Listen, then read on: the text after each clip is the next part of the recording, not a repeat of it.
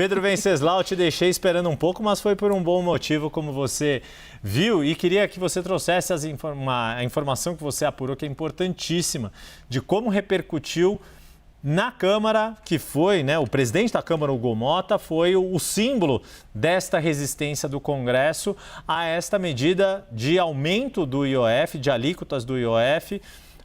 Comandou ali, foi ele quem anunciou a votação do projeto de decreto legislativo, fez a articulação com o Davi Alcolumbre, presidente no Senado, para que houvesse também esta derrubada lá no Senado, que de fato ocorreu e a gente acompanhou naquela semana, e aí agora sai esta decisão do ministro Alexandre de Moraes ontem, que em parte não derrubou tudo que o Congresso fez, não validou 100% do decreto do governo federal. Queria que você trouxesse a apuração de como repercutiu no entorno de Hugo Motta a decisão de Alexandre de Moraes. Olha, Yuri, no entorno do Hugo Motta, a leitura foi que houve uma derrota e uma vitória parcial. A vitória parcial foi por conta da retirada do risco sacado, que foi, pelo menos amenizou, reduziu danos ali. É claro que o Centrão ficou bastante irritado com essa decisão do Alexandre de Moraes. Hugo Motta sempre diz que não comenta a decisão judicial tem que ser respeitada, mas houve uma vitória política anterior. Na leitura dessas pessoas com as quais eu conversei, próximas ao presidente da Câmara, o governo federal, o presidente Lula, teve uma derrota significativa e isso fica registrado com a derrubada do decreto do IOF. Depois houve uma decisão judicial e nada pode ser feito em relação a isso. Então o governo, portanto, perdeu na política. E essa é uma sinalização importante, que o governo não tem hoje condições de fazer articulação política para pautas importantes, então tem sempre que recorrer ao Supremo Tribunal Federal. Ainda na leitura dessas pessoas próximas ao Hugo Motta, houve um segundo momento, claro, que foi a questão do veto ao aumento do número de deputados, que também irritou demais os parlamentares do Centrão.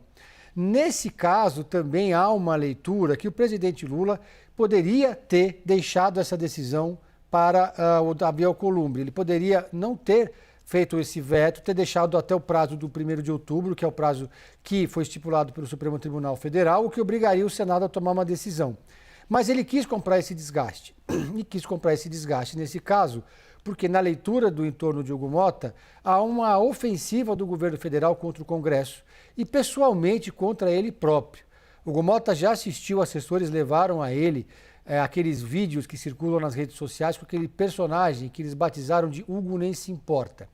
Não há registro de que essa campanha que ataca pessoalmente Hugo Motta ou o Congresso Nacional tem assinatura do PT. Mas na leitura dos deputados do Centrão e no entorno de Hugo Motta, sim, tem a digital do Palácio do Planalto, a digital do PT, numa ofensiva que seria do governo contra o Congresso Nacional para melhorar a popularidade do presidente Lula. Dito isso, o entorno de Hugo Motta disse que ele não pretende retalhar na mesma moeda, apresentar pautas bombas. Não foi isso que a gente viu ontem de madrugada, quando apareceu uma pauta bomba que pode tirar alguns bilhões de reais do orçamento. Então, nesse momento, a gente vê, de um lado, uma relação de aproximação do Hugo Motta e do Davi Alcolumbre com o Palácio do Planalto e com o governo, todos unidos na defesa do Brasil, da soberania e contra o tarifaço de Donald Trump, mas isso não significa que a situação está pacificada dentro do Congresso Nacional em relação a outras agendas envolvendo o governo. Foram dois movimentos que foram mal recebidos pelo Congresso Nacional. A questão da decisão do Supremo Tribunal Federal em relação ao IOF, apesar do risco sacado ter considerado uma pequena vitória, e a questão do veto ao aumento do número de deputados, Yuri. Pois é, acho que essa questão do veto pegou mais forte do que a do IOF, até porque a do IOF me parecia que o desenho, o cenário já estava, a Luísa Martins trouxe, foi antecipando para a gente a tendência de decisão que de fato acabou se confirmando. Só para concluir, uma última coisa. Tá, esqueci desse detalhe. Também há uma leitura de que lá na frente o próprio presidente Lula vai acabar pagando a conta política do IOF, que o Congresso fez a sua parte, deixou registrado ali que era contra o aumento de imposto. O governo federal insistiu, foi judicializar, recorreu ao Alexandre de Moraes e agora o presidente Lula que vai ter que lidar com isso. Já não está mais nas mãos nem de Alcolumbre nem de Hugo Motta. Até porque esta imagem de um governo que aumenta impostos, ela já tem aí um histórico desde a chamada taxa das blusinhas ainda no primeiro ano do governo.